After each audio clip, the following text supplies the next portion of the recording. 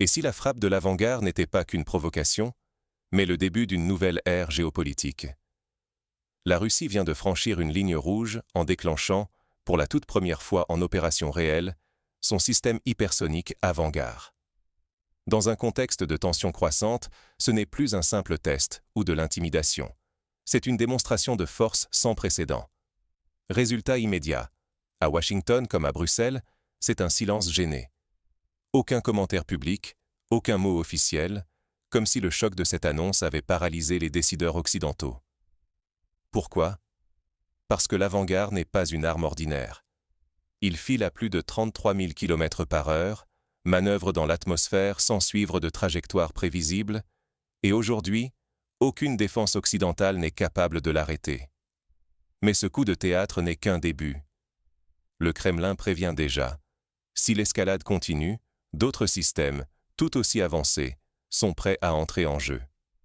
Ignorer cette avancée technologique, c'est courir le risque de se retrouver dépassé par un bouleversement stratégique qui remet en cause l'équilibre de la dissuasion nucléaire et donc la sécurité mondiale.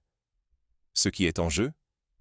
La crédibilité des alliances occidentales, la stabilité globale et la capacité des États à s'adapter à un rapport de force totalement nouveau.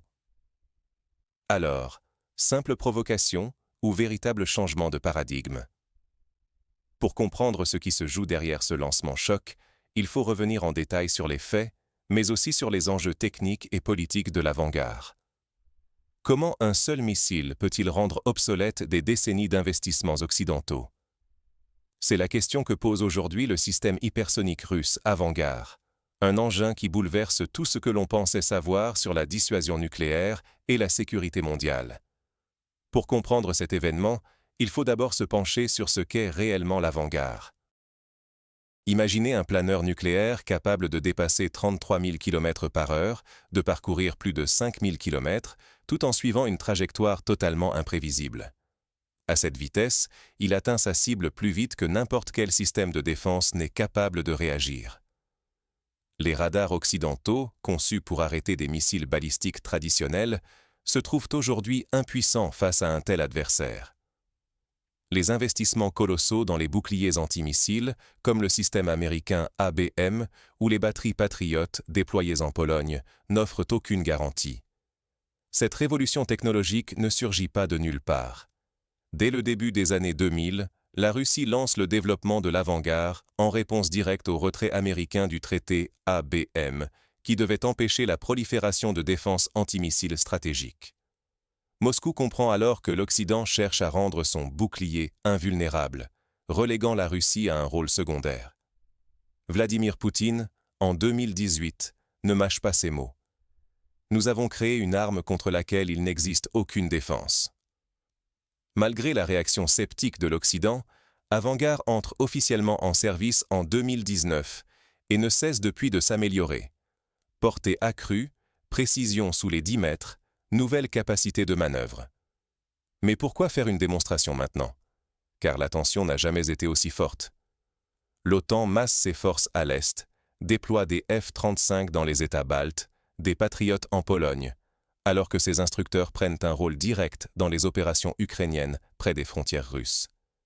Les avertissements russes se multiplient, mais restent ignorés. La diplomatie s'est enlisée, laissant la voie libre à l'escalade militaire. Le tir du 18 janvier 2600 vient donc comme un coup de tonnerre.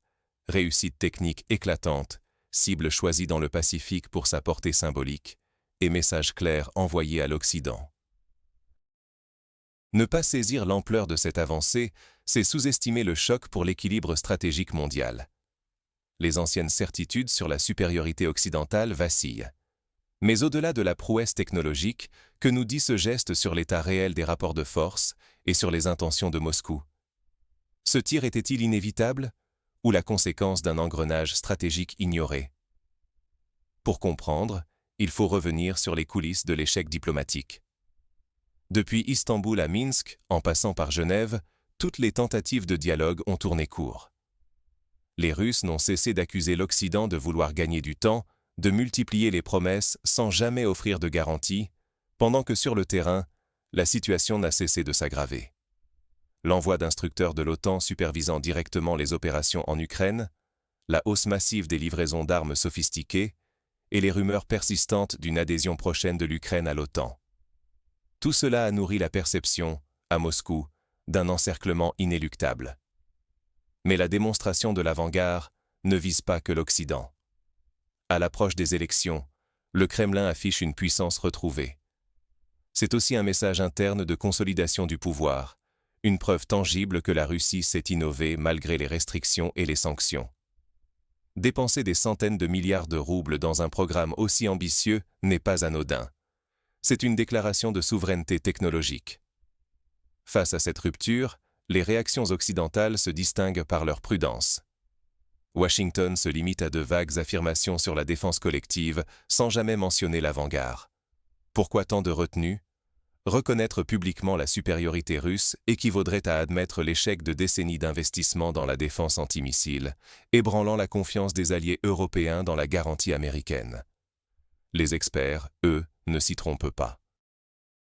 L'ex-chef du Strategic Command américain alertait déjà en 2022. La Russie devance les États-Unis d'au moins 5 ans sur l'hypersonique. À l'époque, on l'accusait d'alarmisme. Aujourd'hui, ces craintes deviennent réalité. Des analystes français vont jusqu'à comparer ce moment à la perte du monopole nucléaire américain en 1949. Désormais, c'est le monopole stratégique qui vacille. Le vrai danger ? S'enfermer dans une logique d'escalade où chaque camp réduit le temps de réflexion et multiplie les risques. La crise pourrait devenir incontrôlable, bien plus vite qu'on ne l'imagine.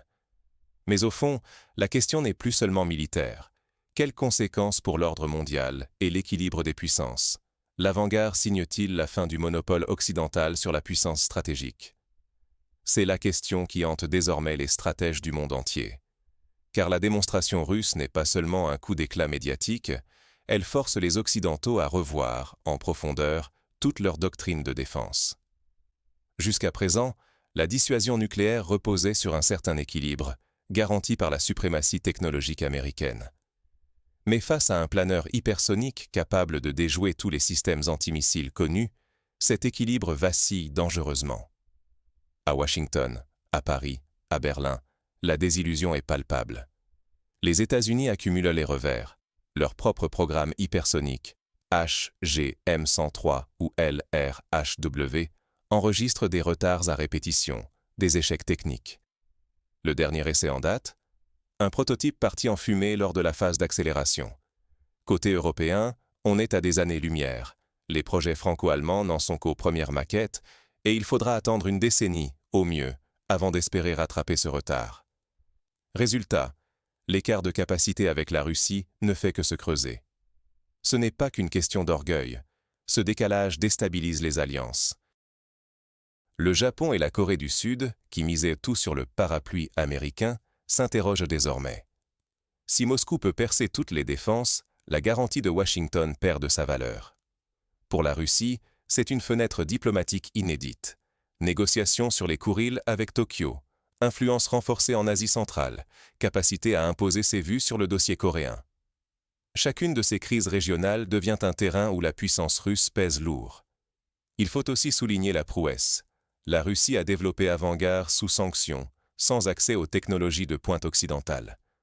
Cela démontre une résilience et une capacité d'innovation qui forcent le respect.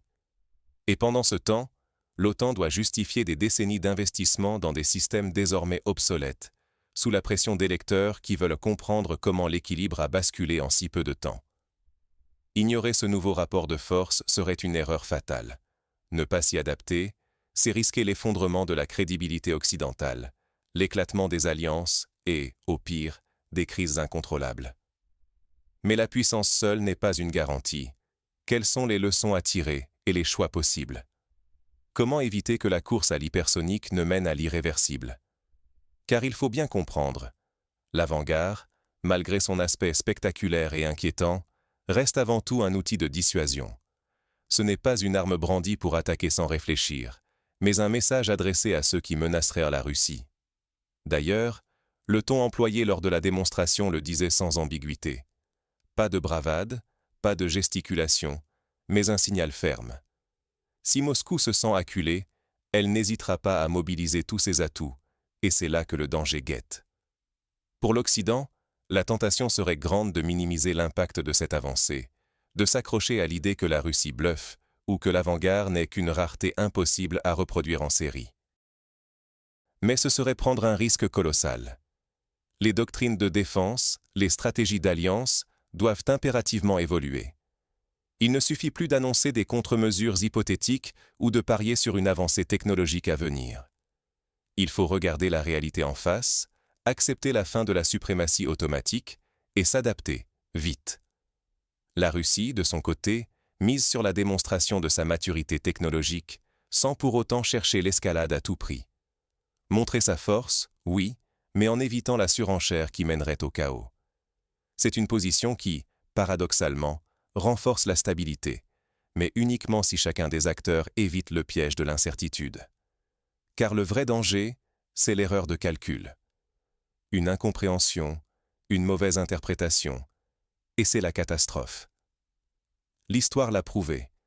Les engrenages incontrôlés, les réactions impulsives, peuvent nous mener au bord de l'abîme. Jamais le dialogue, le contrôle des armements, la transparence n'auront été aussi essentiels qu'aujourd'hui. Ce n'est pas qu'une question de fierté ou de prestige militaire, c'est littéralement la sécurité de l'humanité qui est en jeu. Un faux pas, et le prix à payer serait inimaginable. Mais alors, face à ce nouveau paradigme, comment réagiront les puissances? Le monde vient de basculer, mais il n'est pas trop tard pour choisir la voie de la raison. Ce que nous venons de vivre n'est pas un simple épisode dans la rivalité Russie-Occident. C'est un véritable séisme stratégique. L'avant-garde n'est pas un bluff, ni un geste isolé destiné à impressionner. C'est la preuve que la Russie détient aujourd'hui une avance technologique capable de mettre à mal toutes les certitudes d'hier. Dès maintenant, les frontières entre paix et conflit, menaces et actions deviennent floues. Une seule erreur pourrait suffire à déclencher l'impensable. Et pourtant, le plus inquiétant, c'est cette part d'inconnu. Que reste-t-il dans les cartons des ingénieurs russes? Jusqu'où Moscou est-elle prête à aller si la pression continue? Ignorer ce tournant, c'est s'exposer à un futur fait d'incertitudes et de risques majeurs. Derrière les discours rassurants, les chancelleries occidentales réévaluent déjà leurs plans, conscientes que la supériorité n'est plus acquise. Alors, face à ce nouveau monde, chacun doit s'interroger. Comment garantir la sécurité collective sans sombrer dans l'escalade? La réponse, elle, s'écrit maintenant. À vous de réfléchir, de débattre et de vous exprimer.